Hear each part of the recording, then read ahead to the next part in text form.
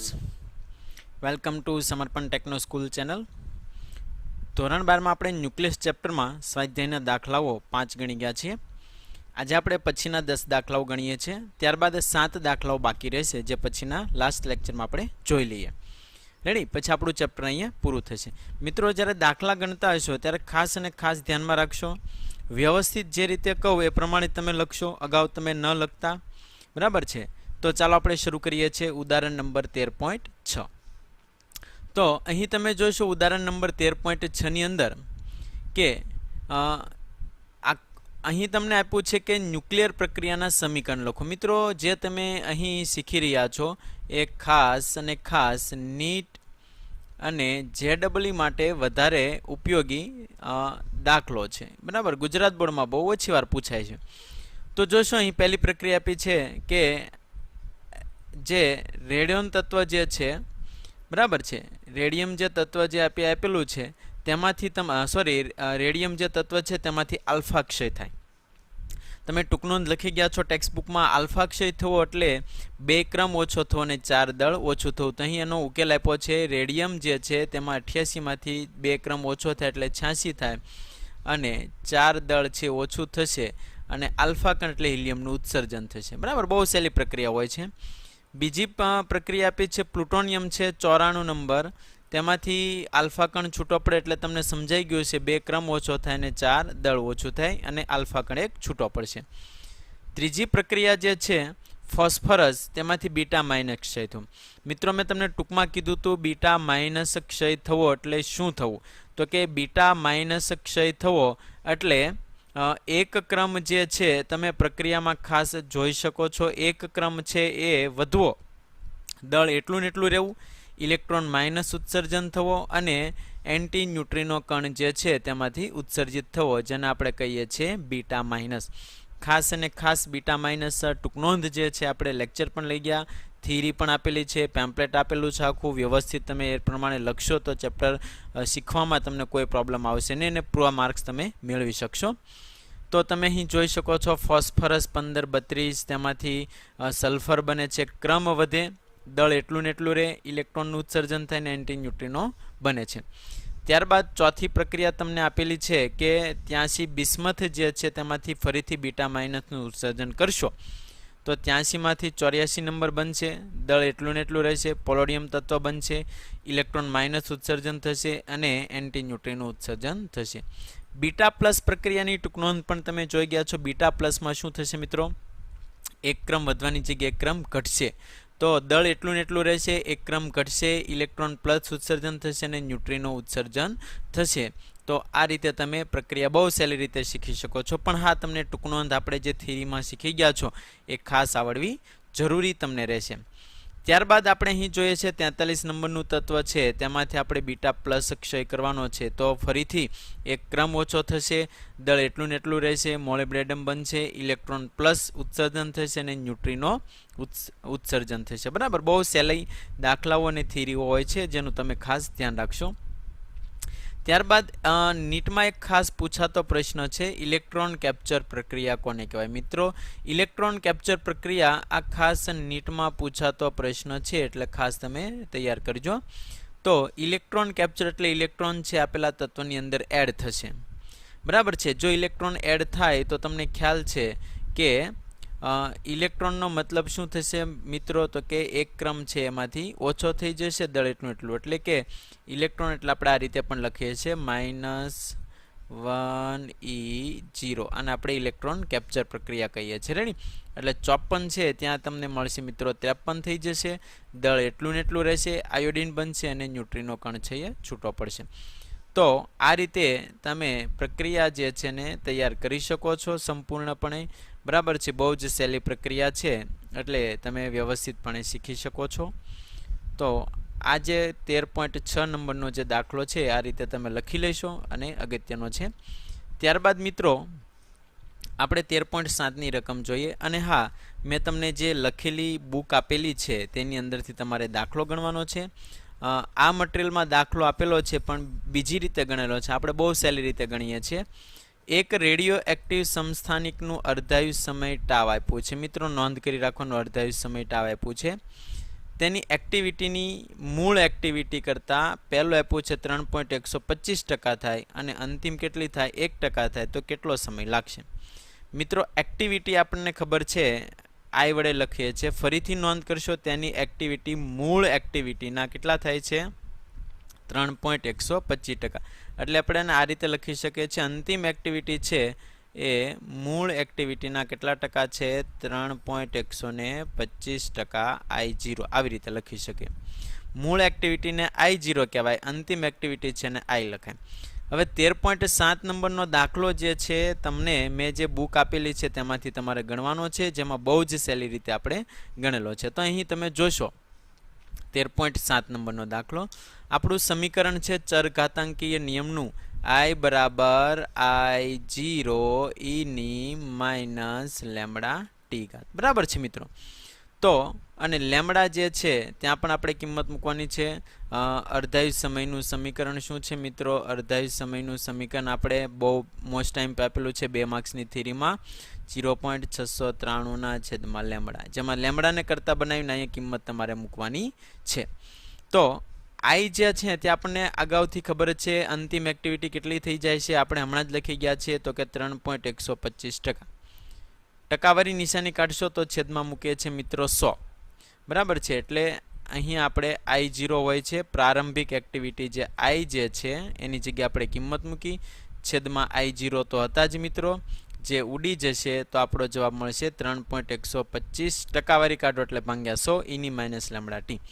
હવે ખાસ ધ્યાન રાખો, જો માઇનસ નિશાની તમારે કાઢવી હોય તો આ પદને ઉલટાવશો તો 100 ભાગ્યા 3.125 થશે.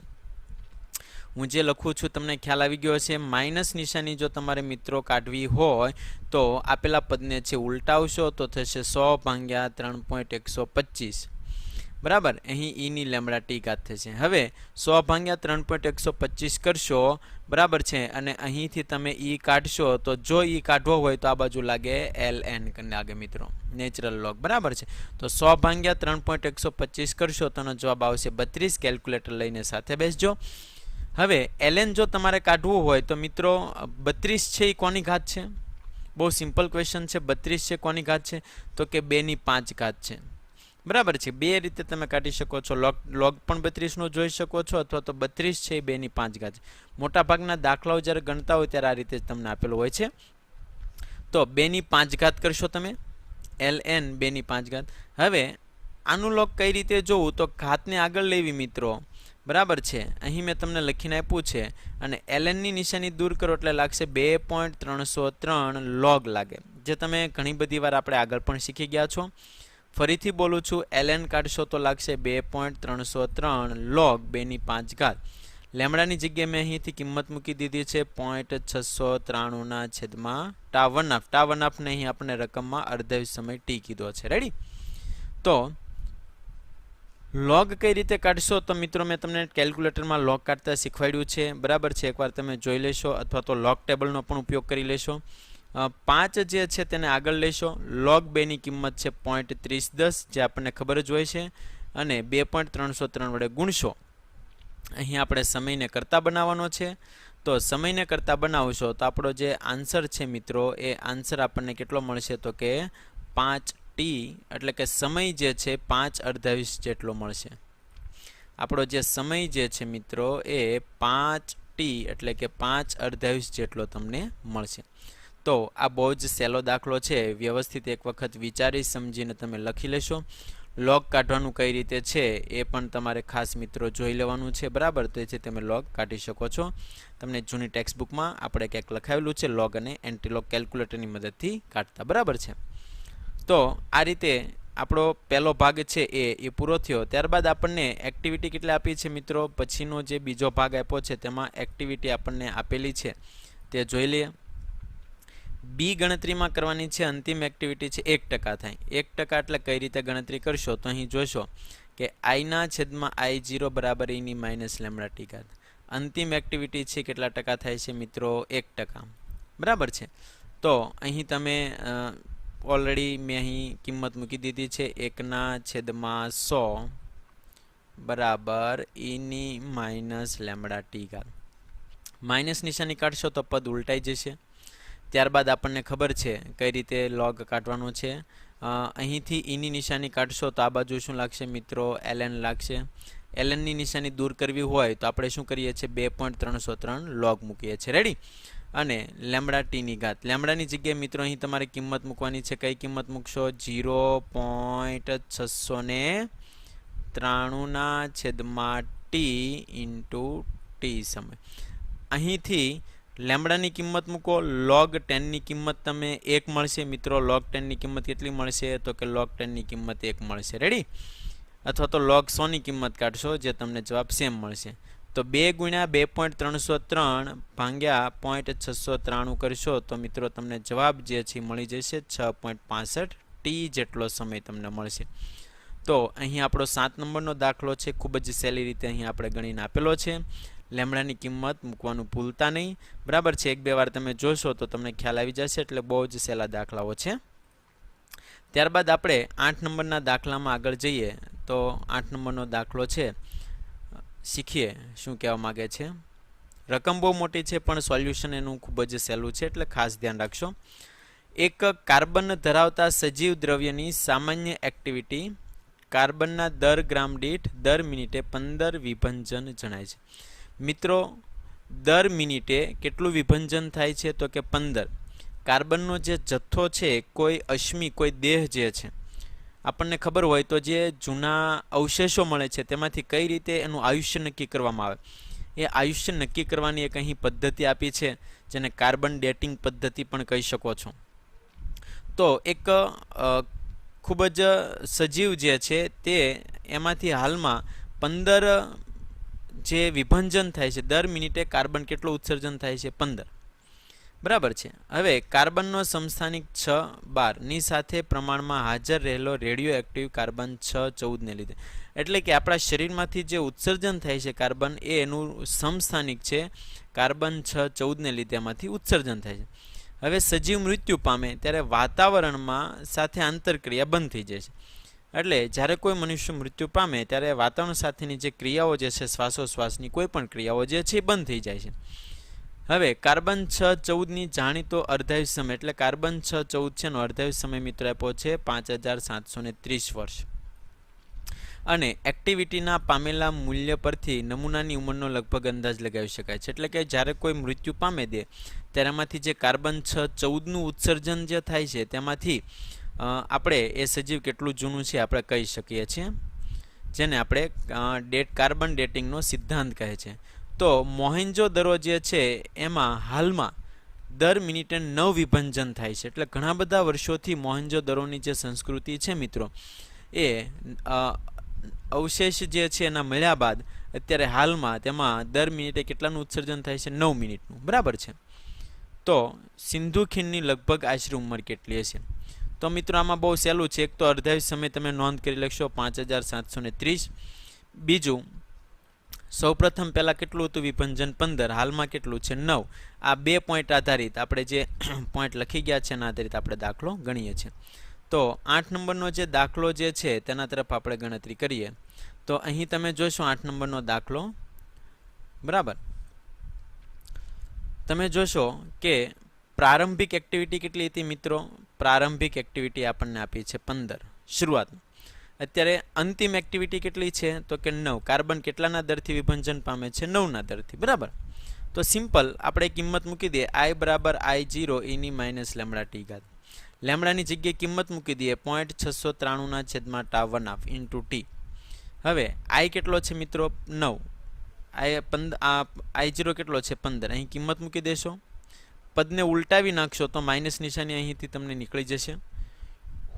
કિંમત મૂકીને અહીં આપું છું, તમે જોઈ લેશો. પદ એડ કરવું હોય તો તમે કરી લેશો. એમાં 9 = 15 e - લેમડા ટી ઘાત. મિત્રો અહીં માઇનસ નિશાની કાઢશો તો આ રીતે પણ લખી શકો છો 9/15 બરાબર e - લેમડા ટી ઘાત. હવે માઇનસ નિશાની કાઢશો તો આપણે લખીએ છીએ 15/9 બરાબર e લેમડા ટી ઘાત. બરાબર છે? હવે ઈ કાઢો તો આ બાજુ શું લાગે? ln. તો આપણને ખબર છે ln 15/9 = લેમડા ટી ઘાત. લેમડાની જગ્યાએ કિંમત મૂકી દેશો 0.693 છેદમાં ટા1/2. અર્ધાયુષ સમય રકમમાં આપેલો છે 5730. લોગ કઈ રીતે કાઢવાનું છે તમને મિત્રો મેં શીખવાડી દીધું છે, તમે ખાસ નોંધ કરી રાખશો. અહીંથી તમે ln કાઢશો તો આપણે શું લગાડીએ છીએ 2.303 લોગ 15/9 અને 0.693 ટીના છેદમાં 5730. આ રીતે આપણે લખીએ છીએ. રેડી? અને સમયને કરતા બનાવશો મિત્રો તો આપણો જવાબ જે છે મળી જશે. અહીં તમારે ટીને કરતા બનાવવાનું છે. 15/9 કરશો તો જે જવાબ આવે તેનું લોગ જે છે તમારે કેલ્ક્યુલેટરમાં કાઢવાનું છે, જેનો જવાબ 22,184 મળશે. 5730 ઉપર ગુણાશે, 0.693 નીચે જશે તો આપણો જવાબ છે મળી જશે 4224. મોહેન્જો-દરોની સંસ્કૃતિ આશરે કેટલી જૂની છે? 4224 વર્ષ જૂની છે એવું આપણે કહી શકીએ છીએ. તો અહીં ગણેલા દાખલાઓ ખૂબ જ સહેલા છે, બરાબર છે, એટલે કોઈ મટીરિયલની જરૂર નથી અને કોઈ નવા જે મોડર્ન દર્પણ આવે છે એની પણ જરૂર નથી. તમને જે લખાવવામાં આવે છે ગણશો, જેથી તમે ઝડપથી દાખલા ગણી શકો છો. મિત્રો લોગ કાઢતા તમે ખાસ શીખી જશો, બરાબર છે. ત્યારબાદ આપણે 9મા દાખલાની રકમ જે છે એના તરફ આગળ વધીએ. તો તમે અહીં જોશો 9મા દાખલાની રકમ 8 મિલીક્યુરી તીવ્રતાનો રેડિયોએક્ટિવ સ્ત્રોત જે છે એ મેળવવા માટે 27 કોબાલ્ટ 60 નો જરૂરી જથ્થો શોધો. એટલે કે એનું દળ શોધવાનું છે તમારે કે 8 મિલીક્યુરી રેડિયોએક્ટિવ સ્ત્રોત કોબાલ્ટ મેળવે ત્યારે એનું દળ, કેટલા દળનો જથ્થો આટલા મિલીક્યુરી રેડિયોએક્ટિવ તત્વો ઉત્સર્જિત કરતો હોય. તેનું અર્ધાયુષ સમય આપણને આપ્યું છે 5.3 વર્ષ આપ્યું છે મિત્રો. તો આ ટોપિક જે છે તમે નોંધ કરી રાખશો. 5.3 એ અર્ધાયુષ સમય છે. કોબાલ્ટનું દળ આપ્યું છે 60 આપ્યું છે અને 8 મિલીક્યુરી જથ્થો છે. તેના પરથી આપણે 13.9 દાખલો ગણીએ છીએ, જે ઓલરેડી મેં તમને આપેલો છે. જોઈએ અહીં જોઈએ આપણે દાખલો ખૂબ જ સહેલી રીતે ગણેલો છે. આઈ 8 મિલીક્યુરી એટલે એક્ટિવિટી પણ કહી શકો છો, બરાબર છે. 1 ક્યુરી બરાબર કેટલું થાય, જે આપણે એકમોમાં લખી ગયા છીએ. 1 ક્યુરી બરાબર 3.7 × 10⁻10 થાય. તો 8 ગુણ્યા તમે કરશો, મિલી એટલે 10⁻³ કરશો તો ટોટલ આટલું વિભંજન પ્રતિ સેકન્ડ થશે. લેમડા બરાબર 0.693 છેદમાં ટા1/2 કરી દઈએ, બરાબર છે. 5.3 વર્ષ હતો, જેને આપણે સેકન્ડમાં કન્વર્ટ કરીએ તો 365 × 24 × 3600. ભાગાકાર કરશો તો આપણો જવાબ જે છે તમને અહીં દર્શાવેલો છે મિત્રો, 4.14 × 10⁻9 સેકન્ડ. આ લેમડા મળી ગઈ. હવે આપણું એક્ટિવિટીનું સમીકરણ છે I બરાબર લેમડા × n. એમાંથી સંખ્યા કેટલી છે એ આપણે ગોતી લઈએ. n બરાબર I/લેમડા. I આપણને મળી ગયો છે, લેમડા આપણે ગોતી લીધો છે તો આપણને સંખ્યા મળી ગઈ. હવે કોબાલ્ટ જે છે એનું દળ 60 ગ્રામ હતું. 60 ગ્રામની અંદર સંખ્યા 6.02 × 10⁻23 હોય તો આટલી સંખ્યાએ દળ કેટલું છે મળી જાય જવાબ મિત્રો. તો ત્રિરાશિયામાં તમે મૂકી દેશો તો આપણને કોબાલ્ટનું દળ છે 7.11 × 10⁻6 ગ્રામ છે, તમને મળી જશે.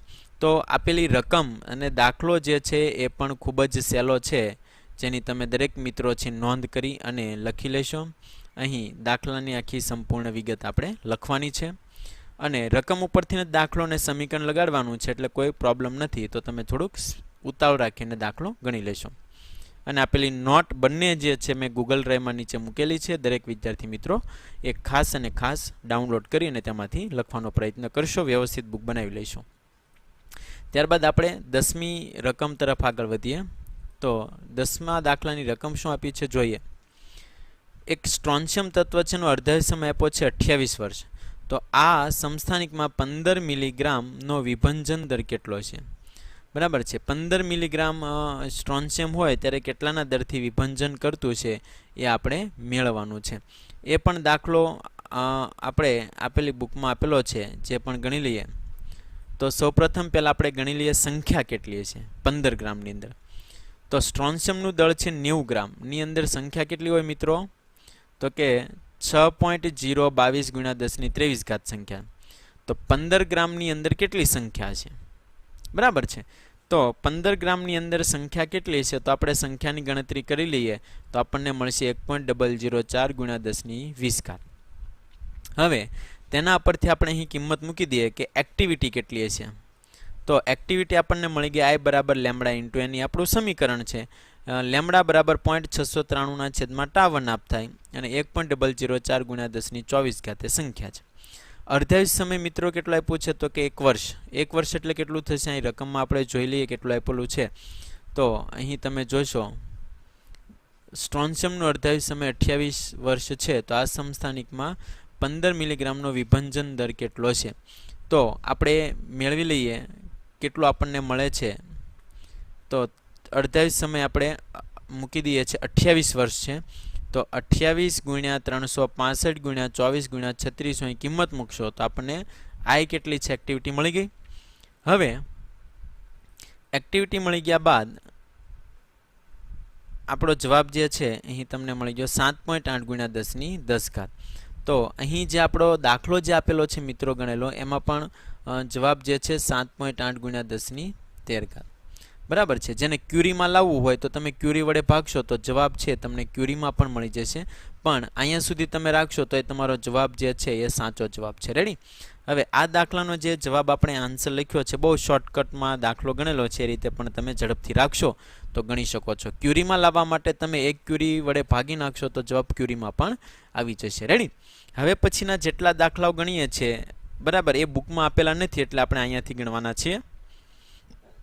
તો દાખલાની રકમ વાંચીએ છીએ શું આપેલી છે 13.11 ગોલ્ડ છે મિત્રો સોનું. સમસ્થાનિક આપ્યું છે 79 નંબરનું તત્વ છે અને સિલ્વર આપ્યું છે જે 47 નંબરનું છે. ના ન્યુક્લિયસની ત્રિજ્યાનો આશરે ગુણોત્તર શોધવાનો છે. તો સિમ્પલ છે કે બંનેનો ગુણોત્તર મેળવવા માટે બંનેના દળ જે છે એને તમારે લખી લેવાના છે અને આપણું સમીકરણ છે R બરાબર R0 એની 1/3 એમાં બંનેનો ગુણોત્તર લઈ લઈશો. R1 પહેલાં ગોલ્ડ માટે મૂકશો, R2 સિલ્વર માટે મૂકશો. તો R0 છે બંને સમીકરણમાંથી ઉડી જશે. અહીં ઉપર અને નીચે R0 તમે મૂકશો તો R0 છે ઉડી જશે અને એની 1/3 થશે. રેડી. 197 ભાગ્યા 107 કરશો એની 1/3 એટલે ઘનમૂળ કાઢવાનું છે. મિત્રો અહીં બે રીત આપણે મૂકેલી છે. બંને બાજુ લોગ લેવાની પદ્ધતિ પણ છે અને ઘનમૂળ કાઢવું હોય તો અહીંયાથી એક બીજી પણ મેથડ છે. તો મેં તમને આ ઘનમૂળ કાઢતા શીખવાડ્યું છે કે ઘનમૂળ કઈ રીતે કઢાય. તો કે 197 ભાગ્યા 107 કરશો એ જે આન્સર આવે એનું શું કરશો 2 વાર વર્ગમૂળ કરશો ગુણ્યા કેટલી વાર વર્ગમૂળ કરશો તો કે 4 વાર વર્ગમૂળની નિશાની દબાવશો ગુણ્યા કેટલી વાર વર્ગમૂળ દબાવશો 8 વાર વર્ગમૂળની નિશાની દબાવશો ગુણ્યા 2 વાર વર્ગમૂળની નિશાની દબાવશો અને ઇઝ ઇક્વલ ટુ કરશો તો આપણો આન્સર આવી જશે જેમાં તમારે લોગ લેવાની જરૂર પડતી નથી.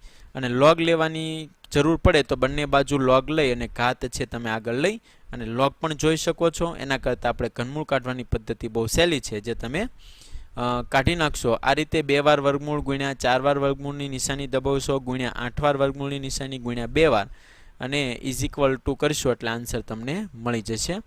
જે આપણો આન્સર છે એ નીચે આપણે ડાયરેક્ટ જોઈએ છે કેટલો મળે છે તો કે 1.23 તમને મળી જશે. રેડી.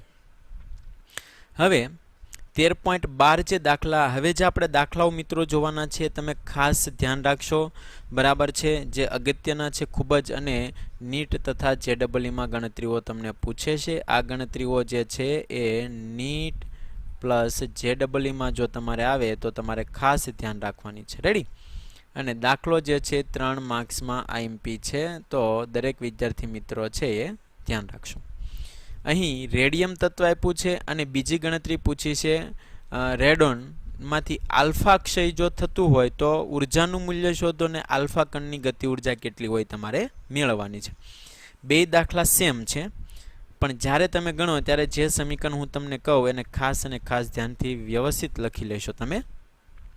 રેડનનું દળ આપ્યું છે રેડિયમનું રેડોનનું બરાબર બધાના દળ તમને અહીં આપેલા છે. પોલોડિયમ જે તત્વ ઉત્સર્જિત થવાનું છે એનું પણ દળ. હવે પહેલી ગણતરી કરીએ રેડિયમ. એનું 88 ક્રમ છે એમાંથી 2 ક્રમ ઓછો થઈ જાય તો કયું બનશે તત્વ તો કે મિત્રો 86 નંબરનું રેડોન બનશે. જે તમને રકમમાંથી તમારે જોઈ લેવાનું કે 2 ક્રમ ઓછો થાય તો 86 નંબર કયું તત્વ છે આમાં. હિલિયમ બને છે અને કયું ઉર્જા ઉત્સર્જન થાય છે. તો સૌપ્રથમ પહેલાં ઉર્જા મેળવવી હોય તો મેં તમને કીધું છે કે દળ ની બાદબાકી કરશો ને દળની બાદબાકી કર્યા બાદ c² એટલે આપણને ખબર છે ઉર્જા E ઇઝ ઇક્વલ ટુ દળ ક્ષતિ. દળ ક્ષતિ કઈ રીતે મેળવીએ છીએ ડેલ્ટા m c². અને સી સ્ક્વેર વડે તમારે ન ગણવું હોય તો દળ જે છે એને કેટલા વડે તમારે ડાયરેક્ટ ગુણવાનું છે? 931.5 મેગા ઇલેક્ટ્રોન વોલ્ટ ઉર્જા વડે ગુણવાનું છે. રેડી? તો અહીં તમે જોશો જે તત્વ રેડોન છે તેમાંથી રેડિયમ જે છે તેમાંથી રેડોનનું દળ બાદ કરશો અને હિલિયમનું દળ બાદ કરશો. બરાબર. આ જે દળ ક્ષતિ તમને અહીં મળી છે 0.0053 ઉપરથી દળ મૂકી તેને ગુણ્યા આપણને ખબર છે 931.5 વડે તમે જો ગુણશો તો તમારો જવાબ જે છે તમને મળી જશે. બરાબર. હવે આ તમને ઉત્સર્જિત થતી મિત્રો એમાંથી મળી છે ઉર્જા મળી છે. હવે બીજો પોઈન્ટ, તેની ગતિ ઉર્જા કઈ રીતે મેળવવામાં આવે? તો ગતિ ઉર્જાનું જે સમીકરણ છે તમારે સ્વીકારવાનું છે. જે આપણી જૂની ટેક્સ્ટબુક છે તેમાં આખો એક દાખલો હતો જે નીટ JEE પૂછાતું એ ટાઈપનું સમીકરણ છે. બરાબર. જે સમીકરણ હું તમને દેખાડું છું, સમીકરણમાં શું ગોતવાનું છે? તો કે રેડિયમની ગતિ ઉર્જા ઇઝ ઇક્વલ ટુ રેડિયમનું પરમાણુ દળમાંથી 4 બાદ કરશો છેદમાં ટોટલ પરમાણુ દળ મૂકવાનું છે ગુણ્યા ઉર્જા કરવાની છે રેડોનની ઉર્જા જે આપણને ઉપર મળી છે. તો રેડોનનું દળ છે 226. 226 માંથી 4 બાદ થાય છેદમાં 226 ગુણ્યા ઉર્જા. ઉર્જા કેટલી મળી? તો કે 4.937 છે, જે આપણે હમણાં જ મેળવી છે. તેના વડે ગુણાકાર કરી દેશો તો મિત્રો તેની ગતિ ઉર્જા આપણને મળી જશે. હવે જે મેં અહીં તમને સમીકરણની વાત કરી, આ સમીકરણ છે એ આપણે જૂની ટેક્સ્ટબુકમાંથી હું તમને દેખાડું છું, જે તમે ખાસ નોંધ કરી રાખશો. અહીં તમે જોશો તો આજે જૂની ટેક્સ્ટબુકમાં ઉદાહરણ નંબર તમે જોશો તો 13મું એક્ઝામ્પલ છે. બરાબર છે. 13મા ઉદાહરણમાં આપણને ઉર્જા અને ગતિ ઉર્જાનું સમીકરણ આપેલું છે. તો આમાંથી કે આલ્ફાને કરતાં બનાવશો તો A-4 ઉપર જશે છેદમાં A આવશે તો આપણું સમીકરણ મળી જશે. રેડી? તો એમાંથી તમારે સમીકરણ લેવાનું છે અને ગણતરી કરવાની છે. સમજાઈ ગયું? તો અહીં આપણે કઈ રીતે સમીકરણ આવ્યો તમને ખ્યાલ આવી ગયો છે. કિંમત મૂકી દીધી છે, ગુણાકાર કરી દેશો એટલે જવાબ મળી જશે 4.85 મેગા ઇલેક્ટ્રોન વોલ્ટ. સાથે સાથે ગણતરી કરતા જશો, થોડીક વાર લાગશે પણ તમે ગણતા જશો તો તમારે બોર્ડની એક્ઝામ સુધી જોવાની જરૂર નહીં પડે, કારણ કે બધા જ પદ રકમમાં આપેલા છે. ત્યારબાદ રેડોનની ગણતરી કરીએ આપણે મિત્રો. તો રેડોનની ગણતરીમાં સેમ એ જ કરવાનું છે તમારે. જોશો અહીં રેડોન છે એમાંથી 2 ક્રમ ઓછો થાય એટલે પોલોડિયમ તત્વ બનશે, આલ્ફા કણ બનશે. બરાબર છે. ને ઉર્જા છૂટી પડી તો દળ જે ઉપર તમને રકમમાં મેં આપેલા છે બુકમાં પણ લખી લેશો. તો રેડોનનું દળ આપેલું છે, પોલોડિયમનું તત્વ આપેલું છે, હિલિયમનું દળ એમાંથી બાદ કરી દેશો ગુણ્યા 931 કરી દેશો તો આપણને ક્યુ ઉર્જા મળી જાય. આપણું સમીકરણ છે ગતિ ઉર્જાનું સમીકરણ લગાવી દેશો. રેડોનનું દળ 220 માંથી 4 બાદ થાય છેદમાં 220 ગુણ્યા ઉર્જા જે આપણે મેળવી છે 6.41. એના વડે ગુણાકાર કરી દેશો તો આપણો જવાબ મળી જશે 6.29. બરાબર છે. તો આ રીતે આપણે ખૂબ જ સહેલી રીતે દાખલાઓ ગણી શકીએ છીએ. એટલે બહુ જ સહેલા દાખલાઓ છે, જે મેં ગણતા હોય ત્યારે ખાસ ધ્યાન રાખશો. ત્યારબાદ આપણે 13.13 દાખલાની રકમ જોઈએ. બરાબર છે. અને ગણતરીઓ કરીએ. મિત્રો આપણે ઉપર જે જોઈ ગયા એ રીતે જ છે દાખલો, કે એક રેડિયો ન્યુક્લિયાઇડ છે કાર્બન 11 નું વિભંજન થયું એટલે પ્રક્રિયા અહીં તમને રકમમાં આપી છે કે બીટા પ્લસ ડીકે થયું એટલે 1 ક્રમ ઓછો થયો, દળ એટલું જ થયું અને ન્યુટ્રિનો છૂટો પડ્યો, જેનો અડધા સમય પણ આપેલો છે. તો ઉત્સર્જિત પ્રોજિટ્રોનની મહત્તમ ગતિ ઉર્જા જો 0.960 હોય તો તેના દળના મૂલ્યો આપેલા છે. કાર્બનનું દળ આપ્યું છે, બોરોનનું દળ આપ્યું છે. તો ક્યુની ગણતરી કરો અને પ્રોજિટ્રોનની મહત્તમ ઉર્જા સાથે સરખામણી કરો. મિત્રો રકમને 2 વાર રીડ કરી લેશો. રકમમાં કશું જ નથી. ઉત્સર્જન થતી ઉર્જા જે છે આપણે ગણતરી કરવાની છે. તો અહીં ફરીથી પ્રક્રિયા લખું છું. કાર્બન 611 એમાંથી બીટા પ્લસ ઉત્સર્જન થાય એટલે 1 ક્રમ ઓછો થાય. બરાબર. ન્યુટ્રિનો અને ઉર્જા છૂટી પડે. આ ઉર્જા કેટલી છે આપણે ગણતરી કરવી છે. તો ઉર્જા એટલે આપણને ખબર છે E બરાબર ડેલ્ટા mc². બરાબર છે. બહુ સિમ્પલ ગણતરી છે. તો કાર્બન જે છે મિત્રો એ 6 નંબરનું તત્વ છે. બરાબર છે. અહીં તમારે મૂકવાનું છે કાર્બન જે છે 6 નંબરનું તત્વ. એમાંથી બોરોનનું દળ બાદ કરશો અને આ ઇલેક્ટ્રોન જે છે એનું દળ બાદ કરશો, એને ગુણ્યા c² વડે ગુણાકાર કરી દઈએ. હવે આમાંથી આપણે ટોટલ ઇલેક્ટ્રોનના જે દળ છે એને છૂટા પાડી દઈએ. તો કાર્બન 612 માં કેટલા ઇલેક્ટ્રોન છે ટોટલ? તો કે તેમાં 6 ઇલેક્ટ્રોન છે. અને કેટલા પ્રોટોન છે? તો કે 6 પ્રોટોન છે. જેટલો ક્રમ બરાબર છે, એટલા જ પ્રોટોન ઇલેક્ટ્રોન હોય. તો અહીં ખાસ ધ્યાન રાખશો, એક મુદ્દો તમે લખતા હોય ત્યારે કે ક્યુ ઉર્જા બરાબર કાર્બનનું દળ લખશો, એમાંથી 6 ઇલેક્ટ્રોનનું દળ કાઢી નાખે એટલે આપણું અહીં થઈ ગયું છે કાર્બન 11 થઈ ગયું. બરાબર, 6 ઇલેક્ટ્રોન એમાંથી દૂર કરી દઈશું એટલે -6 ઇલેક્ટ્રોનનું દળ મેં કાઢી નાખ્યું. તેવી જ રીતે બોરોન જે છે તત્વ મિત્રો, તેમાંથી 5 ઇલેક્ટ્રોન છે એ કાઢી નાખીએ. તો આમાંથી 5 ઇલેક્ટ્રોન જો માઇનસ કરી દો તો આગળ નિશાની માઇનસ છે અને આમાંથી 5 ઇલેક્ટ્રોન માઇનસ કરું તો અહીં પ્લસ થઈ જશે. સમજાઈ ગયું બોલું છું? 5 ઇલેક્ટ્રોન દૂર કરો તો આગળ નિશાની માઇનસ છે જો મૂકી દઉં તો પ્લસ થઈ જશે. અને માઇનસ ઇલેક્ટ્રોનનું દળ તો 5 અને 6 મિત્રો 7, 7માંથી 5 એટલે કેટલા ઇલેક્ટ્રોન વધશે? 2 ઇલેક્ટ્રોન. તો આપેલી પ્રક્રિયા છે તમે લખી લેશો અને નીચે તમે જોશો તો જવાબ આપણો રેડી છે. તમે જોશો અહીં પહેલી ગણતરીનો સંપૂર્ણ જવાબ કે કાર્બનનું દળ આપ્યું છે, એમાંથી બોરોનનું દળ બાદ કરું 2 ઇલેક્ટ્રોન વધે છે. 2 ગુણ્યા 1 ઇલેક્ટ્રોનનું દળ આટલું છે એ બાદ કરશો. C² એટલે 931.5 વડે ગુણશો તો આપણો જવાબ જે છે મિત્રો એ 0.96 મેગા ઇલેક્ટ્રોન વોલ્ટ થશે. રેડી?